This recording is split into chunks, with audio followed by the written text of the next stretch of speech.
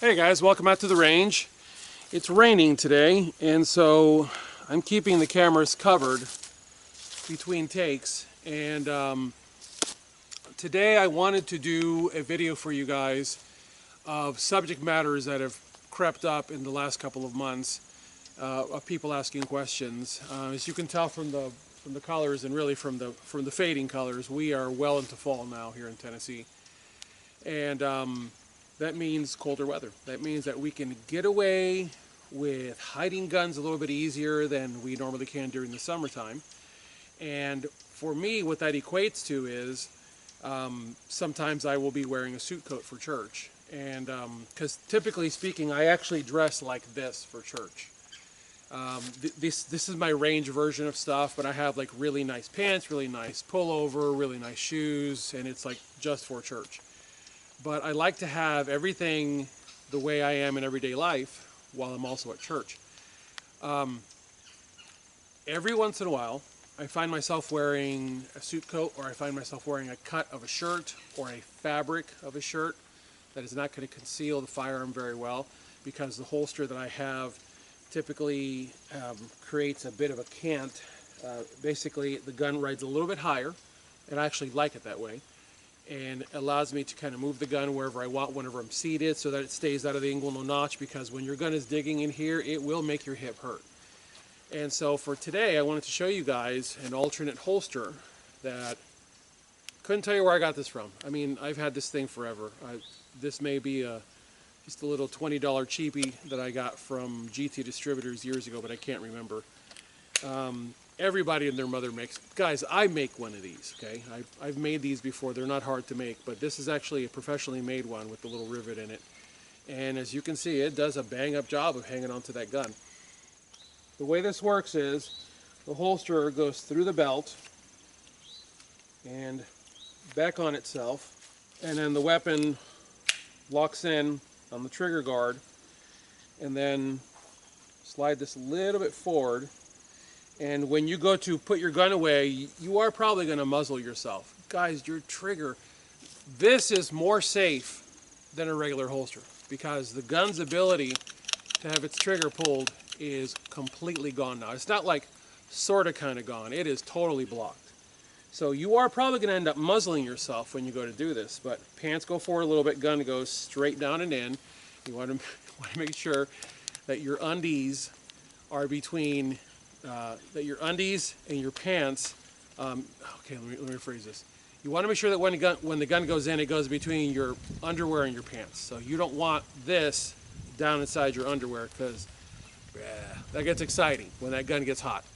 And yes, I have run classes with this setup. For those of you who've never seen this, because guys, there are so many new gun owners that have come to the industry that I can't take for granted that people already know things. This is why I like this type of holster. You can't see the gun at all, can you? This allows your gun to completely and utterly disappear on your person. It's nice because you can walk up to a person who even knows what they're looking for, and they're not going to find any visual cues. Now, the bad part is, look at how low the gun is sitting.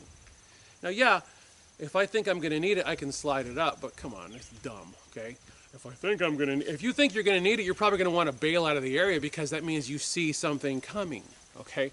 So, but that's pretty much where that gun's going to end up. Now, if you're a lefty, this is just for lefties. If you're a lefty, you have to consider something.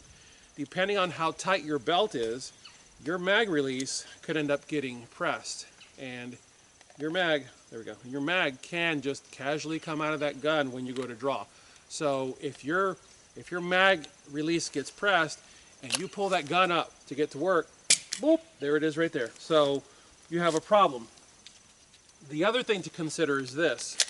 When you go to holster, we're accustomed to going like this and holstering. Well, guess what? That's gone now.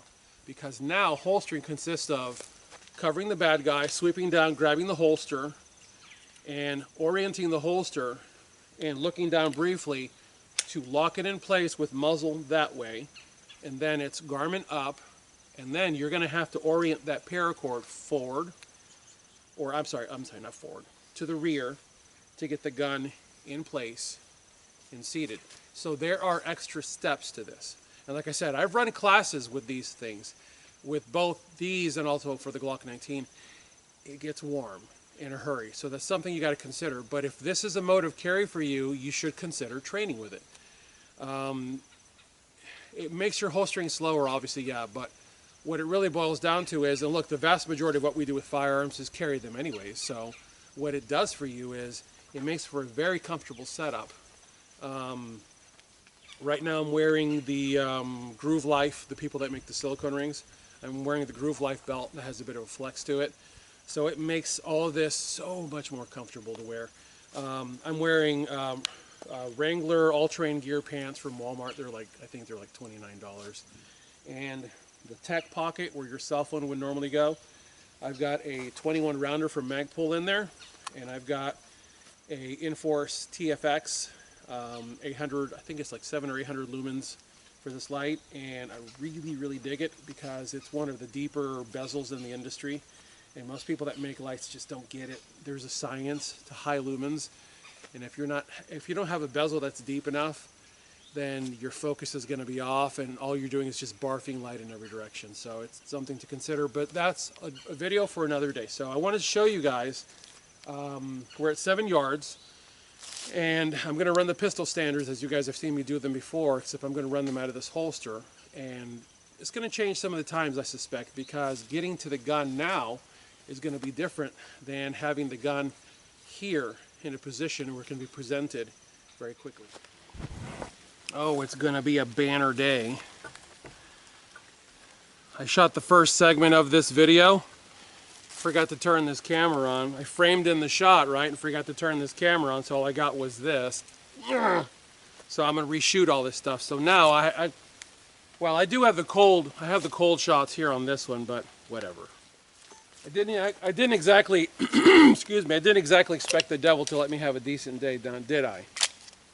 Him being the devil. So I will show you guys with this camera. Okay, ready, position, fire, one shot. All right. So the holster doesn't come into play just yet. By the way, guys, if you don't have a shot timer, you got to get one.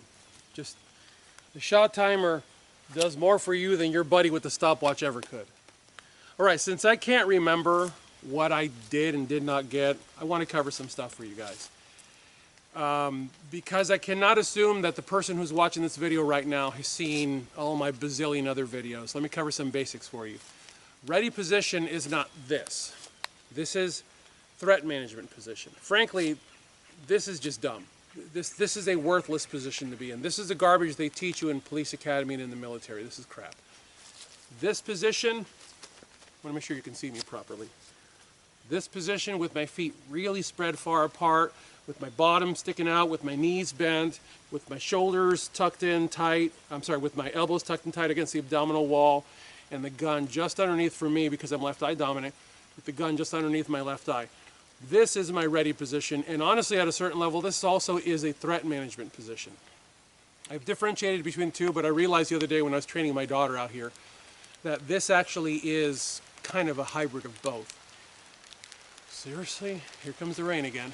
Here comes the rain again. Okay, so this is a hybrid of both ready position and threat management position. In this position, there is no misconstruing that I am not pointing a gun at you. This can kind of be construed that I'm pointing a gun at you, especially for stupid, weak-minded people. But this, there's no guessing that I'm not pointing a gun. Also, this one too. But why would I give up two hands? Not to mention, if you come upon a person who's doing this, you automatically know you're dealing with a person who knows what they're doing with that sidearm. And that, as a bad guy, should give you a considerable moment of pause. But from this position, I'm in a position of balance. I can take off running if I need to. I can also fend the gun off and begin shooting from here if I have to. So this is a position that I teach. This is a position that I really like. From here, when the buzzer sounds, the gun doesn't come out like this. And it doesn't come out, well, the other one that people will do is they'll do this one, right? But since we're not doing this, that's not going to happen. But the one you'll get with this is, they'll go, and guys, what I just did is, I could show you a video, but I would embarrass a bunch of people. But this right here is a position of strength, and when the gun comes out, watch this area. When the gun comes out, it goes like that. See? Minimal movement to get the gun from a stored position, because technically this is an off position for the gun, and now the gun is on. And from here, my trigger finger, which is registered high on the slide, can now move to the trigger if I choose to fire. So, ready position, fire one shot, 1 second. Good hit. That's roughly just below the left eye, 0.91. The desired time is 0.85, the required time is 1:0. Like I said earlier, I've kind of lost track of what was recorded and what wasn't recorded. So basically, with my LASIK surgery, I have 2010, 2015 vision, but my close-up vision is kind of blown out because when you have LASIK surgery, it essentially is the equivalent of either wearing your glasses or wearing your contacts. So you now have corrected vision at all times at a semi-natural state because now your eyes have been reset. What that means is it accelerates the loss of the close vision. So I've lost a lot of my close vision. So my front sight post is kind of on the fuzzy side. Actually, it's a lot on the fuzzy side, but what I practice doing isn't so much looking at the fiber optic front sight post. I'm looking at the overall post because I'm looking at the gross image because this is a handgun. So I don't need a fine sight picture. I need just enough to hit that target in front of me. Little too far right. 0.86. That's better. A lot better, actually. All right, that one is about right there. You guys understand, because of the time constraints of this, that's 0.96. Because of the time constraints of this, all I'm looking for is a high-speed flash sight picture. That's all I'm after. The holstering up, as you saw, was clipping onto the trigger guard, positioning the gun where it needs to be, and yeah, you're probably going to end up flagging your hand a little bit while you're doing this, but it doesn't matter because the trigger is covered. Unlike with a conventional holster where your trigger's still uncovered the entire way in. Guys, this is actually safer. So, gun goes in, straight in, cover garment over, and then you go reload. Oh look, it's raining again. How original. While I like the cooler weather of this time of year, I don't like the rain. I can never live in a part of the country where it rains all the time. So sorry. Okay, ready position, fire 4 shots, 2 seconds. If I haven't already said this, if you don't have a shot timer, you got to get one. They make all the difference. That which gets measured gets improved. Okay, ready position, fire 4 shots, 2 seconds. A little on the low side, because I'm yanking. 1.81. A little on the right side.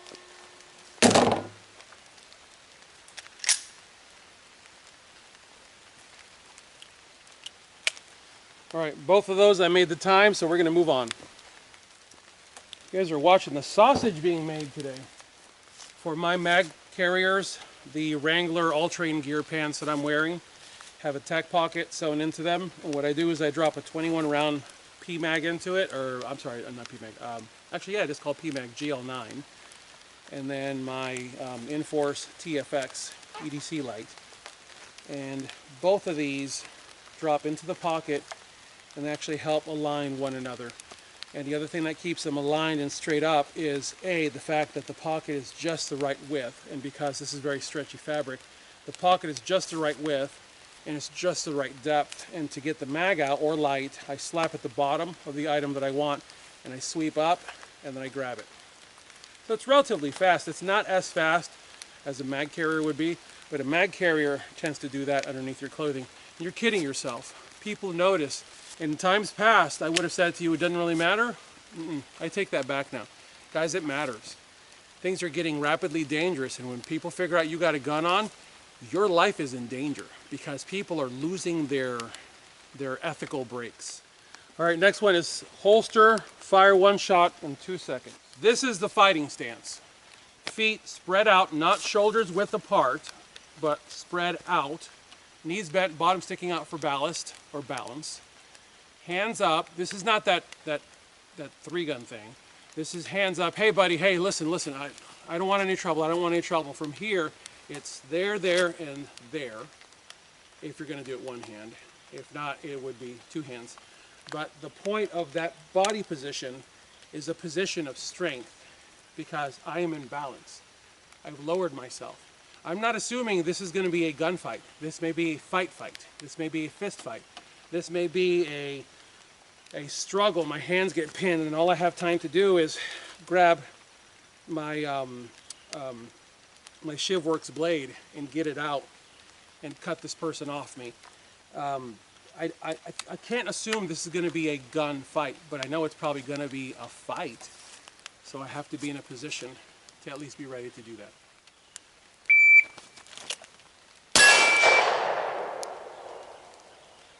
Man, I barely got a sight picture on that because the gun was not where I'm accustomed to it being because of the trigger guard holster. So that was interesting, and I got a handful of shirt, got a handful of undershirt. When I pulled, it did that briefly. But it is what it is. This is one of the reasons why I advise people to wear very, very tight undershirts. The tighter your undershirt, the more form-fitting it is, and the less likely it is that you're going to grab a handful of undershirt when you go to draw. Woo! All right, holster, fire one shot, 2 seconds. And I'm going to make sure that gun is actually down where it would be. By the way, that last one was 1.87. Still got a hit. You know what? Let's paint that up. One of the many reasons that I like shooting steel is that when you're dealing with wet weather, every time that the bullet hits, all of the rain that's here gets blown off because of the impact, the splatter, and the violent vibration of the target, and everything just atomizes and blows away. And you can very easily reface your target, which consists of spray paint, and then invert the can and then clear out the straw so that you can get all the life out of this can. And we're back from commercial. All right, where were we? Yeah, holster, fire one shot. Let's do that one more time. Desired is 150. No.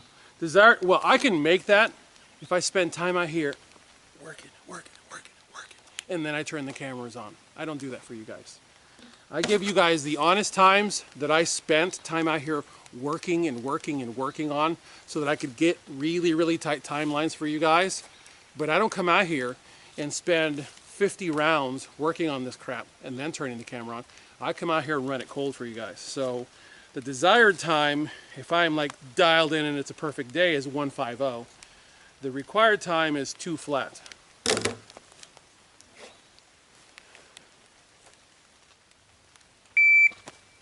Jeez, Lou, man, I'm skipping off that shirt.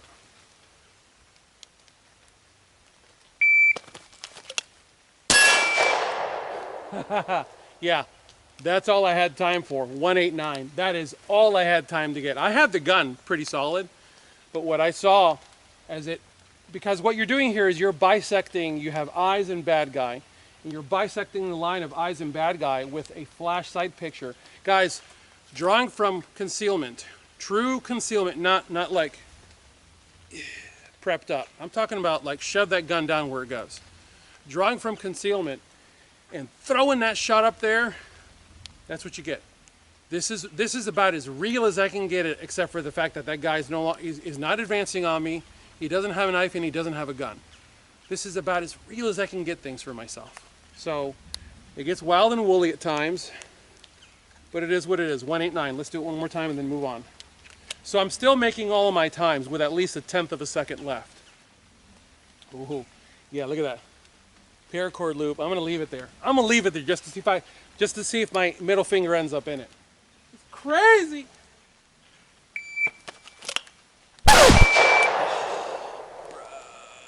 record scratch. Yeah, you saw it, right?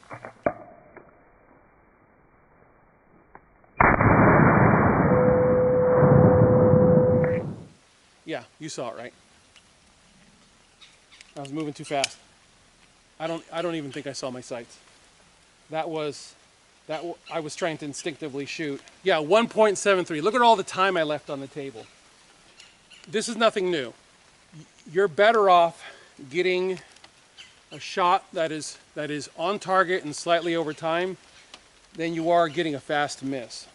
That is what a fast miss looks like. In fact, okay, yeah, so that's a little over on the desired time, definitely under the required time, but it doesn't matter because it's a fast miss.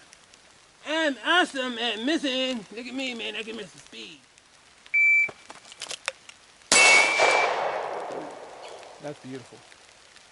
That's beautiful. 179, dead center. And yeah, I saw my front sight post. I stopped long enough to see my front sight post. Let's move on. Okay, okay, on target, fire one shot, emergency reload, fire one shot. So let's get an empty mag. All right, this is going to get interesting because when I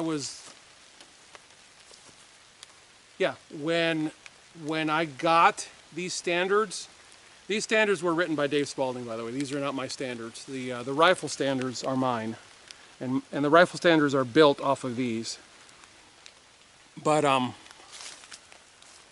when I was doing this, I was wearing blue jeans, so reloads for me were slapping the back pocket, pulling that mag up, and getting that mag in fast. This is a little bit different. Drawing from here is a little bit different than drawing from here, because here, that fabric, and you'll notice the magazine is legitimately tucked in tight. You'll notice I'm not trying to stage this. I'm trying to give an honest appraisal of what I would be wearing, how I would be doing things. Were this, see, there goes the rain again. How I would be doing this were this real. So I'm not going to stage this to look cool. So let's see if I make that time. On target, fire one shot, emergency reload, fire one shot, 325. Okay, on target means that I am pointing the gun at the target and that I can even have the slack pulled out on the trigger. So what do we have? We have one in the chamber, magazine loaded up, right side. So on target, fire one shot, reload, 325.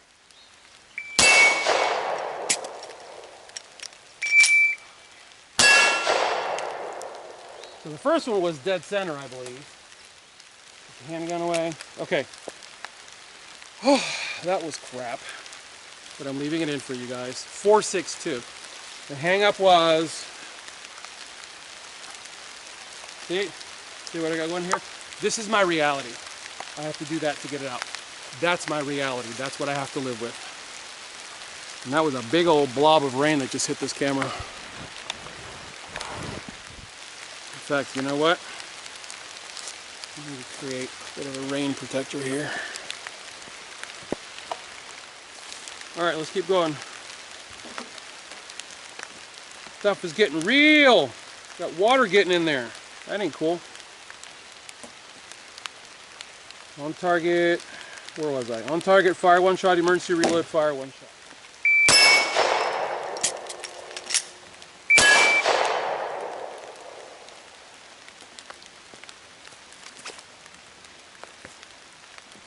One of the benefits of having such a big mag for this, for the reload, is, and I think it came up clean, I'm not really sure, is when that mag comes up, if all you've got is that, because ideally that's the reload position, but if all you've got is that, you can still get it in there. That's why I like the 21s, because it gives me a big old fat handle to hang on to. And let's face it, if you actually manage to get through 17 plus 1 in a private citizen fight, boy, you got a problem on your hands. Yeah, you got a problem on your hands. By the way, guys, every time you see me put a mag in, you see me go like this. There's a little shelf. on the Vickers tactical floor plates that I'm using. And what I'm doing is the mag goes in my workspace, and I go like that. I'm going to show this camera. Mag goes in, thumb catches it as I sweep off. So I'm keeping myself from having to go because what you'll see me do is mag in, sweep, loaded chamber indicator, and then the gun goes away. Quick story, because the loaded chamber indicator always brings the pinheads into the comment section. Many years ago, I was attending a class, and the instructors were very abusive and said, everybody drop your gun in the mud, because it was a rainy day. So we all were required to drop our guns in the mud, and the instructors went up and down the line making sure that the guns were in the mud. Except when they got to me and the guy beside me, they made it a point to go and stepped on the gun, and the gun went squish into the mud. Now, I didn't know this was the case because they said, face your target, don't move, and the instructors came along. Actually, no, I'm sorry, no, we had our backs turned. We had our backs turned, gun was in the mud. What the instructors didn't realize was that camera right there was facing down the line, and it captured the instructors making sure that the guns were in the mud, except when they got down to my gun and the gun of the guy beside me, they stepped on our guns. Why they stepped on the gun of the guy beside me, I don't know, but I think the hang up was with me, because I was the media, and they wanted me to look dumb. What they didn't realize was, I'd love to tell you where this happened, but I'm not going to, because A, it would give them airtime, and B, things have probably changed there in recent months, so I'm going to leave that alone. But anyways, when they stepped on the gun, they inadvertently, what they meant as an insult turned out to be a blessing, because what I found was, I brought the gun up, I fired, I think like 2 rounds, and the gun just stopped. I mean, I'm the guy that can tell you what it takes to stop a Glock. Mud! Lots of it. And so the gun fired a couple rounds and it stopped. I tapped, racked, and it was all kinds of crunchy. And I realized I needed to just stop, because you can blow a gun up. So I just stopped. Went over to the bucket of water, because it was a rainy day and they had buckets of water to help us, with the stuff. And I realized, oh man, I got a prime example. I mean, I've got a prime opportunity here. So I'd cleared the gun here. I went back to the bucket at the back of the line facing the woods. And I thought, wait a minute, I got a prime opportunity to see. Because the complaint that everybody says is, you can't trust the loaded chamber indicator, because if grit and mud and silt gets in there, well, that could keep the loaded chamber indicator pulled out even though there might not be a round in the chamber, so you should always press check. Yeah, I am mocking you. So I was like, this is an opportunity. So I looked around me, and I got a mag in the gun, and I racked it. And I swept that loaded chamber indicator. Pulled the mag out, pulled the round out, swept it. Loaded chamber indicator was down. Put the mag back in, dropped the slide, swept it. Loaded chamber indicator out. Pulled out the mag, pulled out the round, swept it. Loaded chamber indicator down. And I'm like, the loaded chamber indicator is still working. It's working as it was designed, because, oh, here I am reaching for a holster that's not even there. The loaded chamber indicator is working as designed, because the spring that's behind it has got a fair amount of juice to it, and it's doing its job. So when I hear people say, you can't trust the loaded chamber indicator, yeah, you can, and I told you so. Now, you're welcome to not take me at my word. I don't care. You're welcome to do all the fiddling and with your gun, but here's what will happen, because I have video of it, but I can't show you that video because I will embarrass the people doing it. Even after the instructor says, hey, stop all that administrative flapping around with your gun, because you're going to do that in the fight. And then they set us up for some scenarios, and the guy literally did that. Fired 2 rounds, and I realized that he was doing this in the middle of a fight, and he should probably stop. And I thought, yeah, dude, I just caught that on camera. And guys, training stress and combat stress to the brain feels about the same, which is why good scenario training that is properly laid out and properly scripted from the instructor's side will put you so far inside of stress that I have watched people turn green in combat simulated stress. I've watched them turn green because their blood just jams down to the core, right? They just immediately just start, all their blood just crams into the middle and puts them into fight or flight mode to prepare them for damage. I've seen it. I've seen it with my own eyes, and I've captured it on a camera. And out of respect for the students, who in some cases don't even deserve the respect, but I still give them the respect, and out of respect for the instructors, I don't show that video. But I'm begging you guys to listen to what I'm saying to you. Stop with all the fiddling with your gun. It is mag in, it's mag in, sweep, loaded chamber indicator, put the gun up. XDs, it's up here. And I forget what the other guns are. Guys, I'm a Glock shooter. I'm a Glock shooter. But if you have a loaded chamber indicator, use it, trust it. Once you've tested it, I mean, yeah, I'd get that gun good and dirty and test it. But when it comes to Glock, which is what serious people shoot, trust it. Actually, we've already done that twice, so let's move on. On target, stovepipe, pull trigger, clear pistol, fire one shot. Stovepipe can actually be, stovepipe can either be that, straight up and down, or it sometimes looks, ooh, that's wet. There we go. Sometimes comes out looking like that. So that works. And like this because it allows you to, I keep reaching for a holster that's not there. It allows you to holster your gun is what I'm getting at. On target, stovepipe, pull trigger, clear pistol, fire one shot, 2 seconds. These are standards that I do on a regular basis because they're simple, they don't burn through a lot of ammo, they require a fair amount of understanding of the various skill sets that are required for proper manipulation of the gun. And what they do is they put your eyes on the sights, make you do something with the gun, and make you bring the gun back out again and find your sights again and get your shot. That's why these really matter to me. Okay, so for this, it is tap, invert, rack.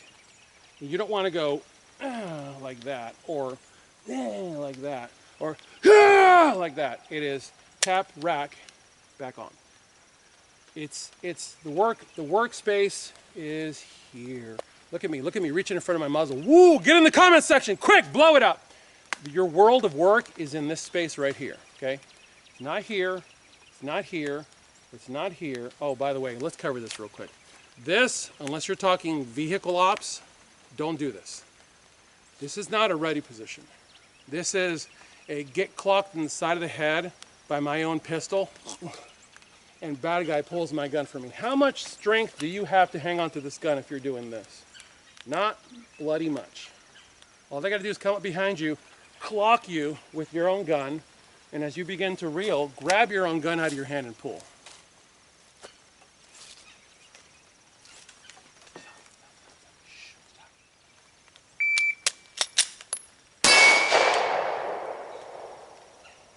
.185. Set it up again.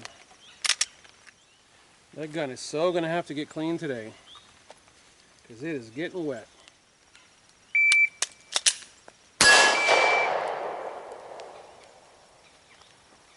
.167. Actually, you know, I need to correct myself. For this particular one, it actually is done out here. Yeah, it actually is done out here. When you're talking about like reloads and stuff, they're done more here. But yeah, for this particular one, you want to reduce the travel time. So it's click, it's click, tap, invert, rack, back on. Look at me contradicting myself. Oh, somebody ran to the comment section. Y'all are a lot of fun, by the way. Those of you who get in the comment section, that was 167, by the way. Ooh, wow. That was 167, which is below desired time of 175, well under required time of 20. Funny thing is, the last two standards, which are technically the hardest, for me are the easiest because I have really big hands. People think this is a Glock 19, that's actually a Glock 17. Yeah, I'm a whole lot of dude in one place. Anyways, those of you who get in the comment section and like totally lose it, just, you're such a source of mirth for me, you really are. I read your comments. I don't really start hyperventilating like I'm sure you are hyperventilating. I don't. It doesn't really faze me. But what you end up doing is you 100% put yourself in the trash can, because that's it. And for those of you who think that this is about freedom of speech, dude, this is my house. And my house is my rules.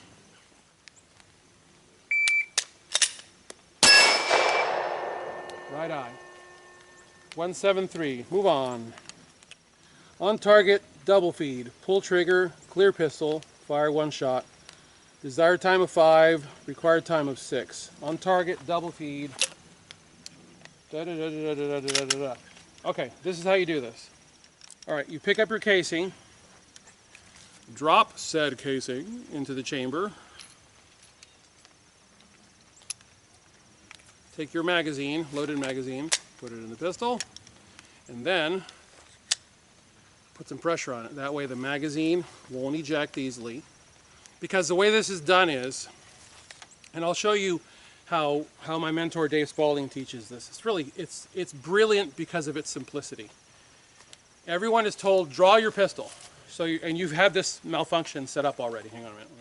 Pistol out in front of you. He says, how do you clear a double feed? And of course, there's always one guy in the line who's like, ah, and Dave goes, no, be quiet. And everyone starts laughing. And then that person learns a life lesson. And that used to be me. So now I'm like, and I'm just quiet. So he says, okay, how do you do a double feed? Or how do you clear a double feed? And he says, what do you do when you get home? You unload your pistol. If you have little children, and in my household, my children grew up from toddlerhood around firearms. They have no, to them, guns are not a novelty thing. It's just like something that's just part of their life. Okay, but for those of you who choose to clear your handgun, how do you clear a double feed? You unload your pistol. You pull the magazine out of the gun. You either store that magazine or retain that magazine by pushing it down into your hand so that your thumb and your index finger are available. You invert the pistol, you rack it to the rear, let it go forward, and reinsert the magazine. And you have now just cleared a double feed. Now remember, someone's saying, yeah, but you're not ready to fight. You're right, you're not ready to fight. But remember, we're just talking about clearing a pistol. Now, how do you load your pistol? So we assume the magazine is out of it, okay? So now we take the magazine, we insert the magazine, we rack the gun, we let the slide go home under its own power, and there's one in the chamber, and we're ready to go. That's how you clear a double feed, except you do the unload and reload sequence simultaneously. Or not simultaneously. There's a fancy word for it, but basically one after the other. Okay, so let me do that for you again. For those of you who are new to this channel, I'm very glad you're here. I mean that. The reason that I'm brutal as I am about the comment section is because I deal with donuts every single day in the comment section, and they exhaust me, but I'm never going to stop. Someone recently reached out to me and he says, how'd you skip under the wire on the monetization? Dude, this channel's not been monetized since 2012. So for a decade, I've been doing all this out of pocket. All of this. Out of pocket, okay? I left the magazine industry, so the free ammo stopped. The free crap stopped. Everything is out of pocket.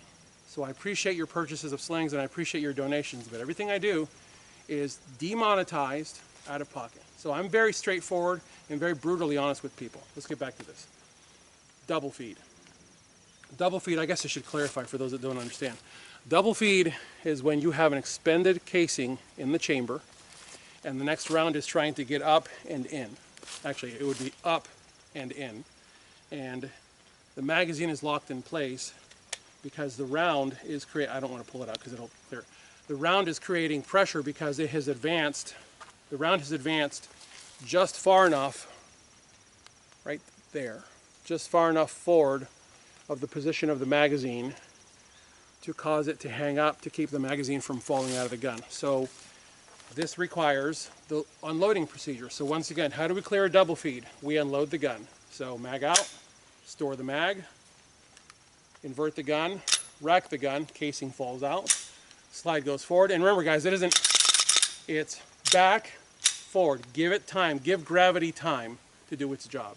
And like my mentor Dave Spalding says, does anybody need a demonstration of gravity? Oh, and I dropped my counter. No, I love you. Right? Duh. Yeah. Guys, it's pull it to the rear and let gravity do its job. Let the slide go home. Jam it against your chest to gain control of the magazine. And sweep. Slide back to the rear. And obviously, well, not sweep because it would be on, and then shoot and or assess. And before you holster, it's trigger finger registered high, loaded chamber indicator, so you know you have one in there, and then it's put the gun away. And all that has to be done in 6 seconds. Like I said earlier, this is the benefit to having big hands. I can get away with this. And again, sweep, slide forward, mag is locked in place. Trigger still hot, the trigger's still live, but the gun is pretty much it's just dead. All right, let's set up that time real quick. That's a desired of 5.0 and a required, of 6.0. Oh, and this can begin with the finger on the trigger if you want. In fact, you could even pull the trigger, it doesn't matter. Because what this is a moment in time where you've just realized that something is wrong here. Oh, that's the other thing I need to cover. You pull the trigger, you get a click versus a bang. So you immediately tap rack. Once you rack, shut up. Once you rack this, you get that going on, you immediately know you're in trouble. Something's wrong, which is why you immediately extract.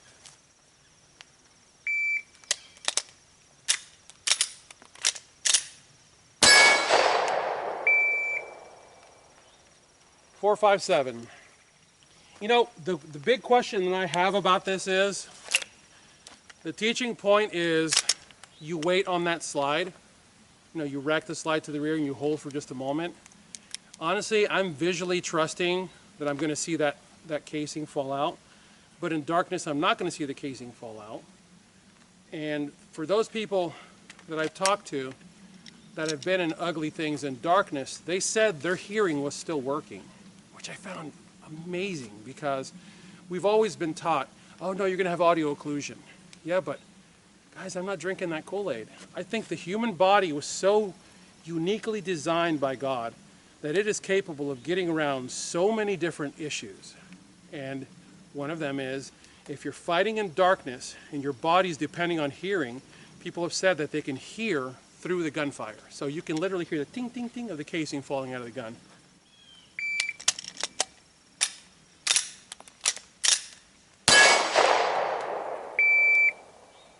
4.30. So it's well under the 5, well under the 6. Okay, and you'll notice how instinctively that holster felt. Ooh, that's warm. You'll notice how instinctively holstering that gun up felt. This holster is a really viable option if you're looking for deep, deep concealment. If deep concealment is not your issue, then fine. Just your standard concealment holster is a good idea. But for those that are looking for like really, really deep, hidden away concealment, this is something you want to consider. I think the closing thoughts of this video, because what I often find when I do these videos is I enter with one thing, and sometimes in the process of doing it, I treat this camera like a student, like if someone were standing right here. And for right now, all I'm doing is offering training to friends and family, because this is not my property. We've had some issues out here, and I'm not going to have those issues anymore on somebody else's property. So for the time being, it's friends and family only. But I head down one road, realize I got to go in another direction to give knowledge, because one-on-one training is so scarce and so valuable when you get it that you don't want to squander it. So I guess the thought process that goes with this is, make sure that your setup, whether it's overt, covert, or deep, deep concealment, is something that works for you in a live fire environment. And I guess the best way to really put that is this. And someone, no doubt, those of you who can't wait to hit pause and run to the comment section, I need you to stop doing that, because guys, I read every comment for every video, no matter how new or how old the video is. And you guys are costing me a lot of energy. So just wait till I finish the thought. And the point of what I was just saying a moment ago was, I know you can't do this in a veal slot range. Indoor ranges, you know, it's like you can't draw from your holster, the pistol has to be on the table, you can only fire 1 round per second, no rapid fire. I get it. But here's what I'm going to tell you. You know how I found this land out here?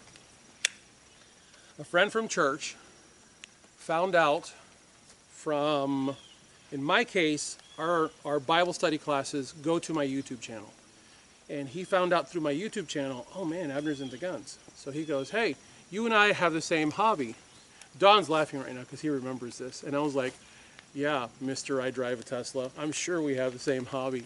Because I had mentally put Don in a certain box. Not intending to, but I had. And he's like, hey man, you know, come out, let's talk. And the guy's he's a gun dude. He's a gun dude like you and me. I mean, he's a dyed-in-the-wool gun dude. And this is generosity. This is what generosity looks like. He was like, don't do anything dumb. Don't hurt yourself. Don't do anything dumb that gets me in litigation. Those weren't his exact words, but trust me, that's where he was going. And I get it, Don. I get it. And I trust that because I still have access to this property that he knows I'm not doing anything dumb. What I'm getting at is this. I guarantee you, there's somebody within your span of influence at church, at work, somebody has land. And that somebody is probably interested in the knowledge that you have. And if you're a guy or gal who has knowledge because you've gone to training and you find someone who's got land, yeah, you already know where I'm going. They want access to your knowledge. You want access to their land. We need to mutually help one another as Christians. That's it. So, as always, I so deeply thank you guys for watching. I thank you for your support of sling purchases. I thank you for your donations. God bless you all. Get those guns out and practice. Have a good one.